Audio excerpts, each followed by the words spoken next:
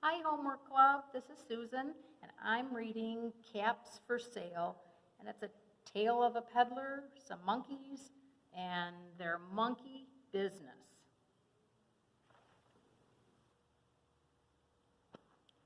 Caps for Sale. This is a tale of a peddler, some monkeys, and their monkey business. Told and illustrated by Esfer Slobodkina. Once there was a peddler who sold caps, but he was not like an ordinary peddler carrying his wares on his back. He carried them on top of his head. First, he had on his own checked cap, then a bunch of gray caps, then a bunch of brown caps, then a bunch of blue caps, and on the very top, a bunch of red caps. He walked up and down the streets, holding himself very straight so as not to upset his caps. As he went along, he called, "Caps, caps for sale, 50 cents a cap."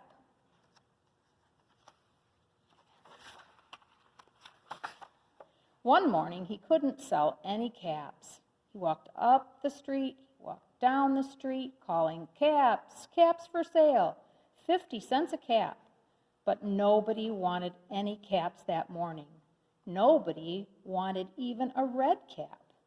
He began to feel very hungry, but he had no money for lunch. "I think I'll go for a walk in the country," he said.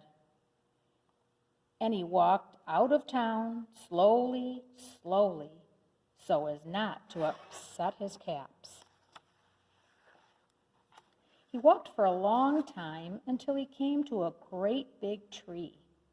"That's a nice place for a rest," thought he, and he sat down very slowly under the tree and leaned back little by little against the tree trunk so as not to disturb the caps on his head.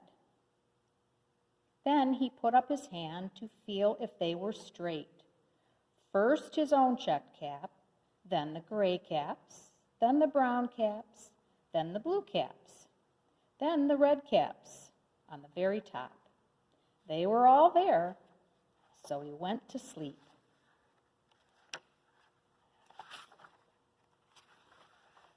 He slept for a long time.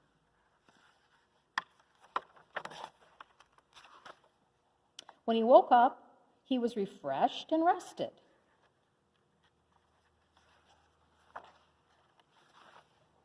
But before standing up, he felt with his hand to make sure his caps were in the right place. All he felt was his own checked cap. He looked to the right of him, no caps. He looked to the left of him, no caps. He looked in back of him, no caps. He looked behind the tree, no caps.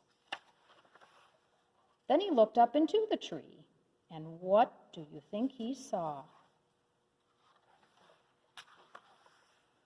On every branch sat a monkey. On every monkey was a gray or a brown or a blue or a red cap. The peddler looked at the monkeys looked at the peddler. He didn't know what to do. Finally, he spoke to them. "You monkeys, you," he said, shaking a finger at them, "you give me back my caps." But the monkeys only shook their fingers back at him and said, "Tss, tss, tss."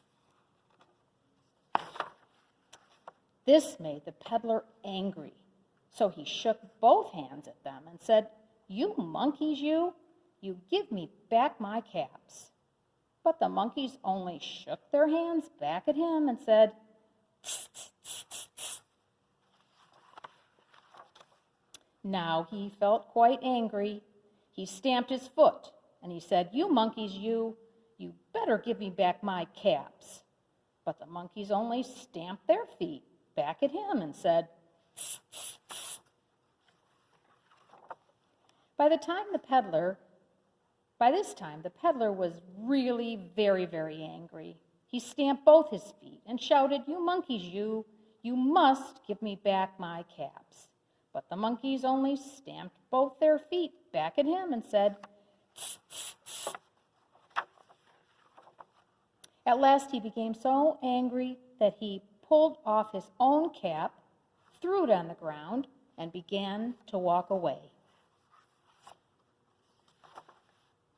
But then each monkey pulled off his cap.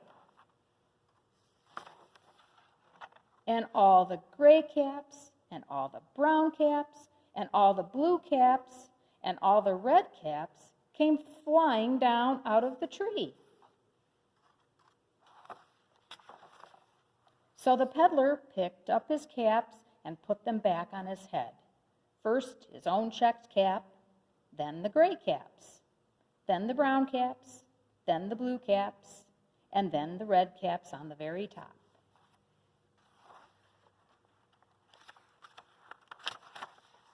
And slowly, slowly he walked back to town calling, "Caps, caps for sale, 50 cents a cap."